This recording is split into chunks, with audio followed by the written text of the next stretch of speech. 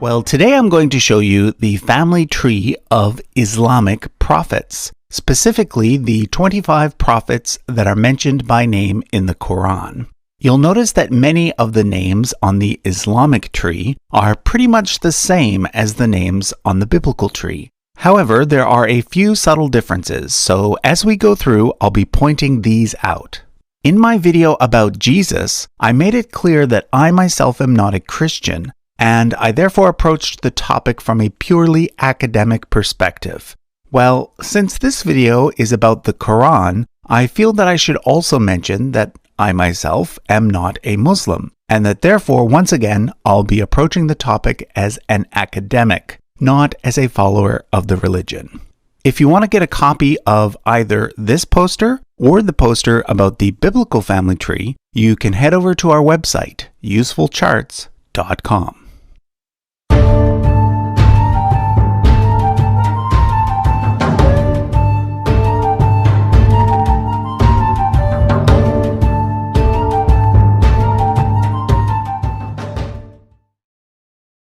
So the first thing you'll notice about the Islamic version of the family tree is that it does not include any images of the various people on it.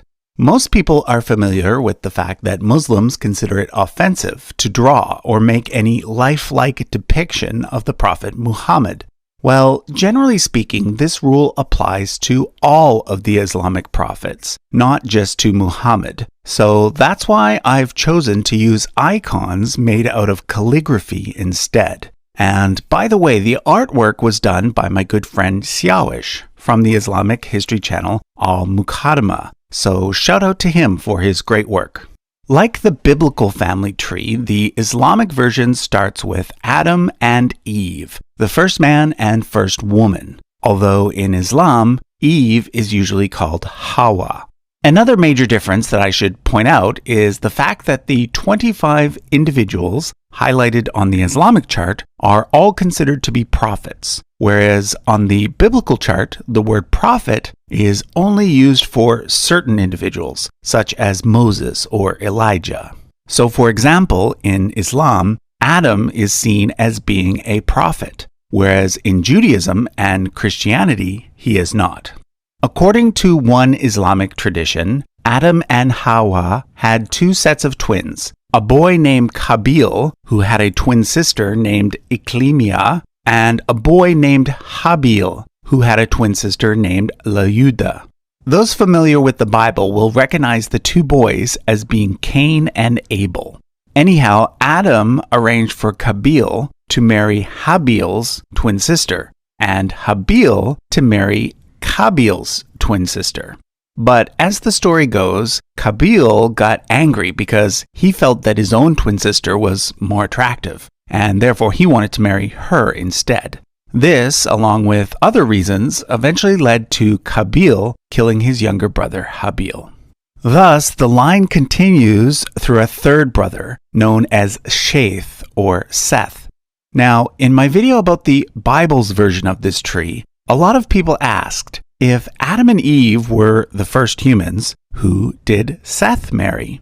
Well, according to the various Abrahamic traditions, Adam and Eve had many other children beyond those listed by name, and therefore Seth would presumably have married one of his sisters.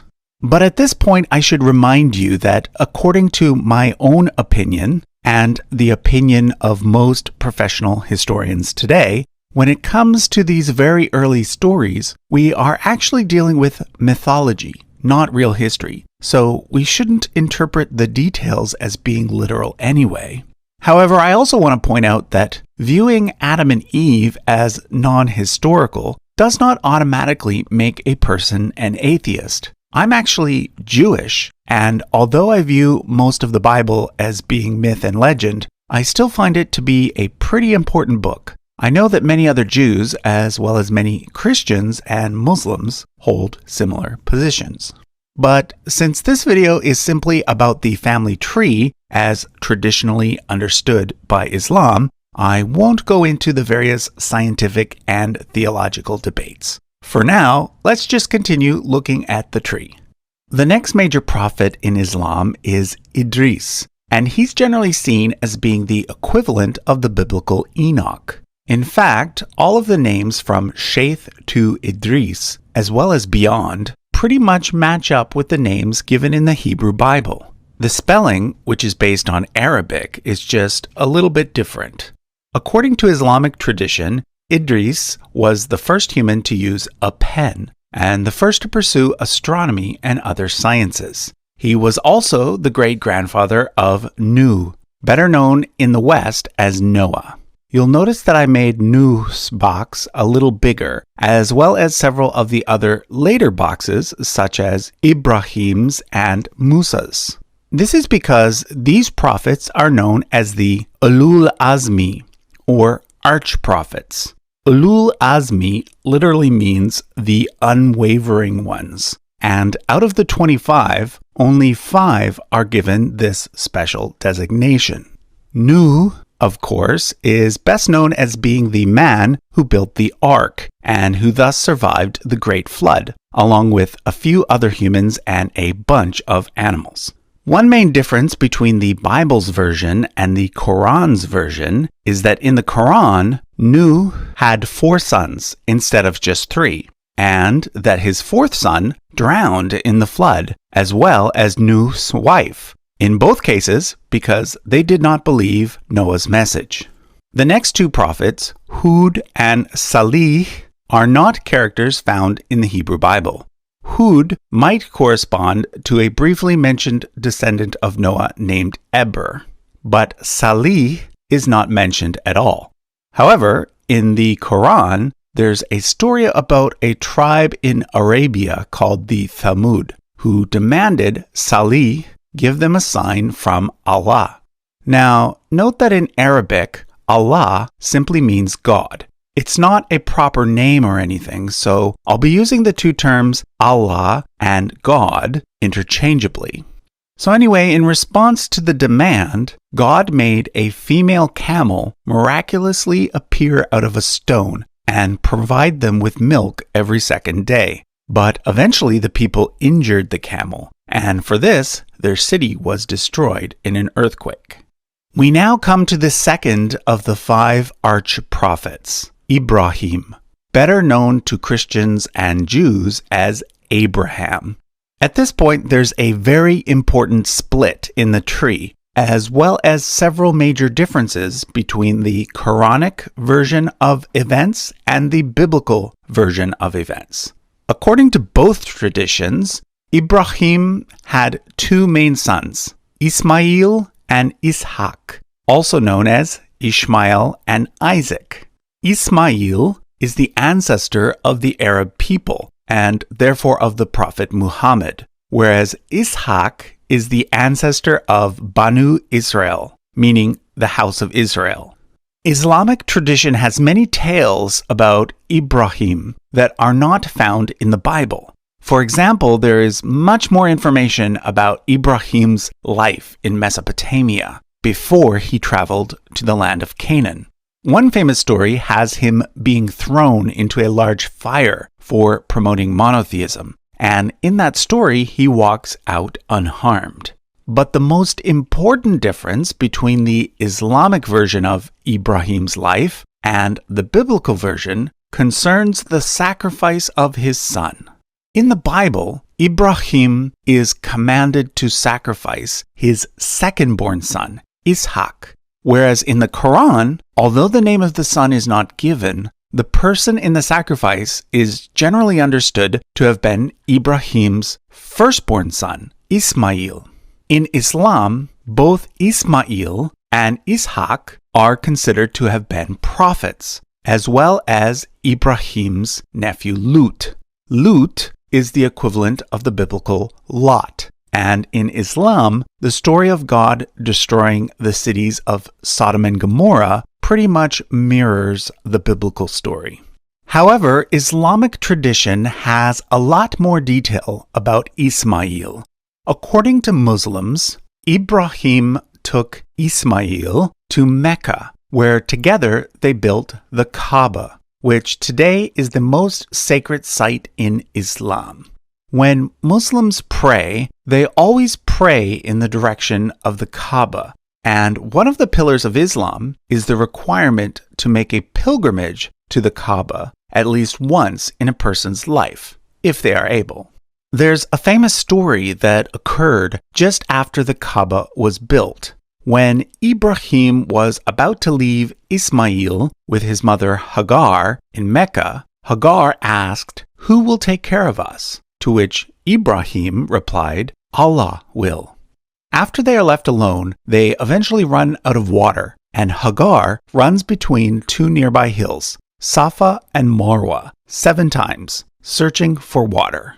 When she returns to Ismail empty-handed, a miraculous spring suddenly appears, which is now known as the Zamzam well.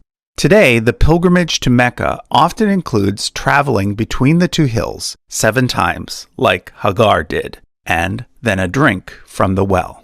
All of the remaining prophets come from the line of Ishaq, with the exception of Shuaib and Muhammad. After Ishaq came his son Yaqub, who is Jacob, and Yusuf, who is Joseph.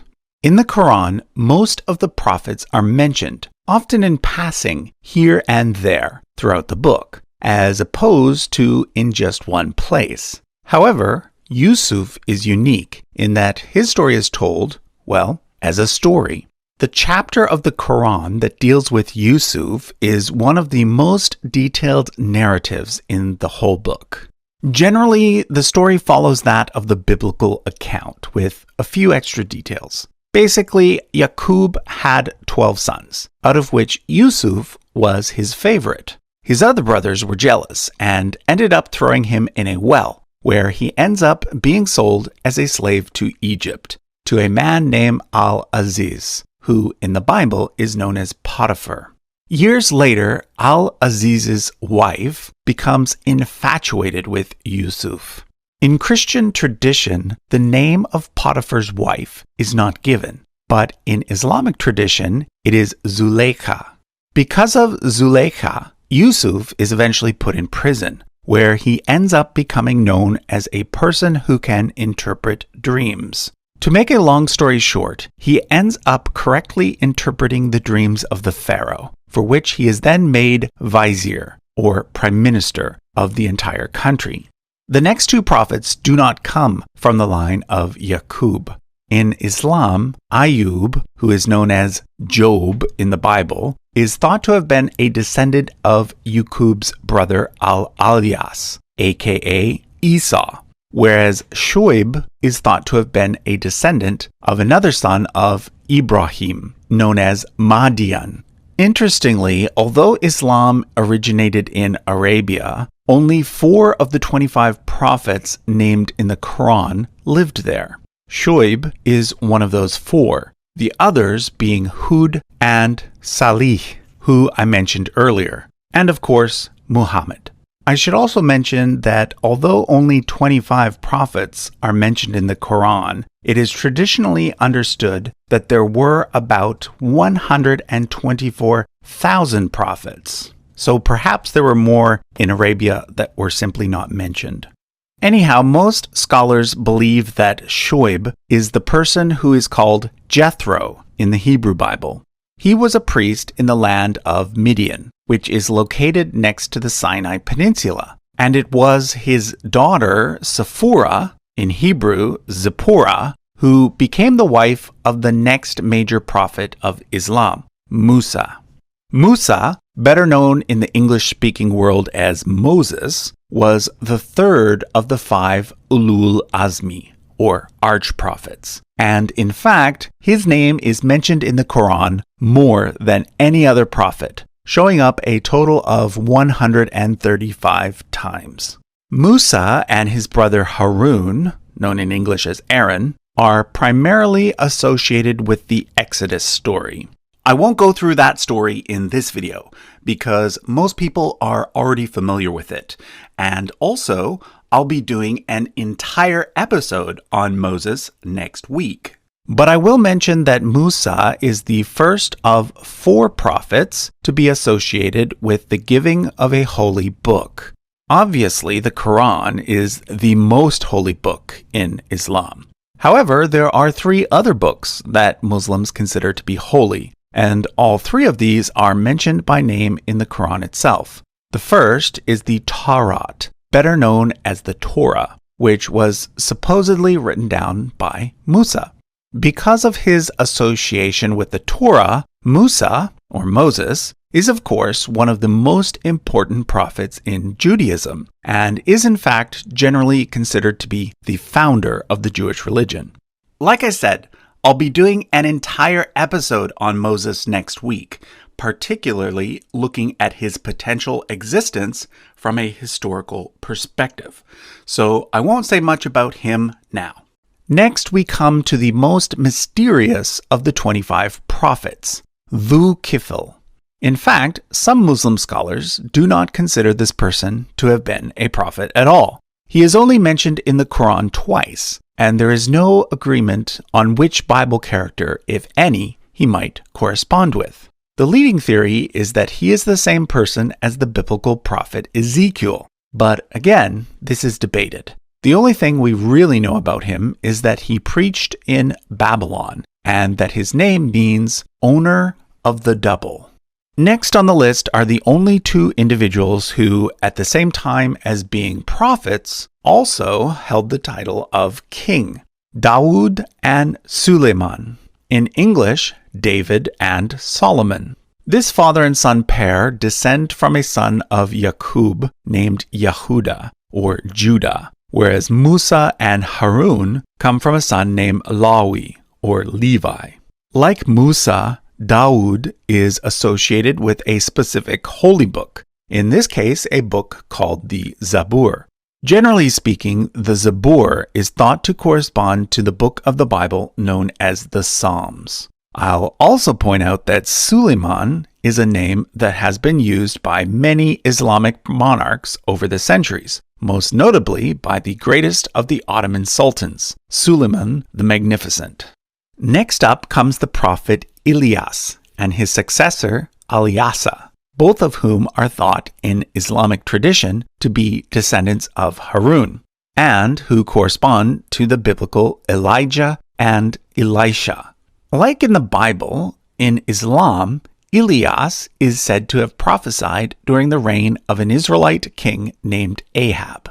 If you watched my series on biblical genealogy, you'll know that Ahab is important in that he is one of the earliest characters in the Bible, and thus in Islamic tradition as well, for which we have indisputable evidence for in the archaeological record. In Islam, Ilyas is often associated with a figure called Khidr. Although he is not mentioned by name in the Quran, Khidr appears in the accounts of several prophets, most notably Ilyas. Who exactly Khidr was or is up for debate. Some see him as kind of an angel, whereas others see him as more of a saint. I should also mention that although Ilyas, or Elijah, isn't considered to be one of the arch-prophets in Islam, he is generally considered to be one of the 2 most important prophets in Judaism, the other being Moses. Okay, another prophet mentioned in the Quran is Yunus, who corresponds to the biblical Jonah, who was the prophet who got swallowed by a giant fish. We then come to Zachariah, Yahya, and Isa, all characters who appear in the Christian New Testament, not in the Hebrew Bible, which Christians call the Old Testament. Zachariah was a priest and was the father of Yahya, who in the New Testament is known as John the Baptist. According to the Quran, Zachariah's wife had a sister who was married to an elderly man named Imran. Imran was the father of Maryam, but then after Imran's death, Maryam came under the guardianship of her uncle Zachariah. Maryam is, of course, the woman better known to Christians as Mary. However, Maryam is also a very important figure in Islam. In fact, some Muslims, albeit a small minority, see Maryam, herself as a prophet. Of course, even more well known than Maryam is her son Isa, known to Christians as Jesus. In both Christianity and Islam, Mary is said to have given birth to Jesus as a virgin. However, according to Christians, Jesus did have a father, and that father was God. But according to Islam, Isa simply did not have a father. So for Muslims, Isa is not the Son of God. He is, however, considered to be the Messiah and one of the 5 arch-prophets. He is said to have received the 3rd of the 4 holy books of Islam, a book called Injil. Injil means gospel, and Muslims believe that there was once an original gospel revealed to Isa, but now lost, upon which the 4 surviving New Testament gospels were based.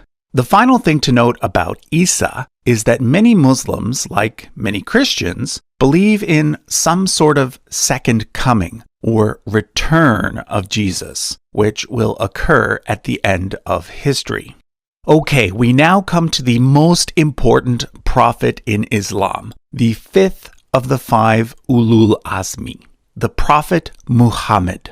According to Islam, Muhammad was the final prophet and is hence known as the Khatam an-Nabiyyin, which means the seal of the prophets. In other words, after Muhammad, Allah's direct communication with his human servants ended and was sealed off. According to Islam, Allah revealed to Muhammad the final and most important book of all, the Quran.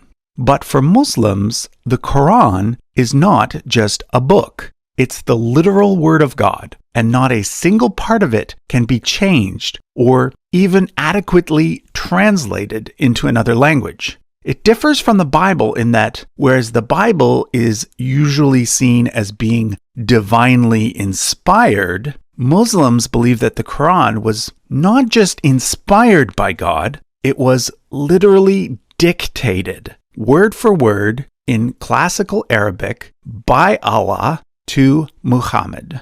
As I mentioned earlier, Muhammad is said to be a descendant of Ismail. The genealogy is not actually given in the Quran, but there is a well-established tradition that traces his line back to a patrilineal ancestor named Adnan, who in turn was said to have been a descendant of Ismail. From early Islamic tradition, we also have quite a lot of details about the Prophet Muhammad's immediate family. For example, we know the name of his father, his mother, and many of his wives, the first of which was named Khadija. Only 4 of his biological children lived to adulthood, all 4 being daughters that he had with Khadija. However, of these 4 daughters, only one, Fatima, has descendants that are still living today, through her sons Hassan and Hussein. Fatima married Muhammad's first cousin, Ali. According to Shia Muslims, Ali was the legitimate successor of Muhammad, whereas according to Sunni Muslims, Muhammad was first succeeded by his father-in-law Abu Bakr, second by his father-in-law Umar, third by his son-in-law Uthman, and then fourth by Ali. Sunni Muslims consider these 4 men to have been the first 4 caliphs of Islam, and they refer to them as the Rashidun, meaning the rightly guided ones.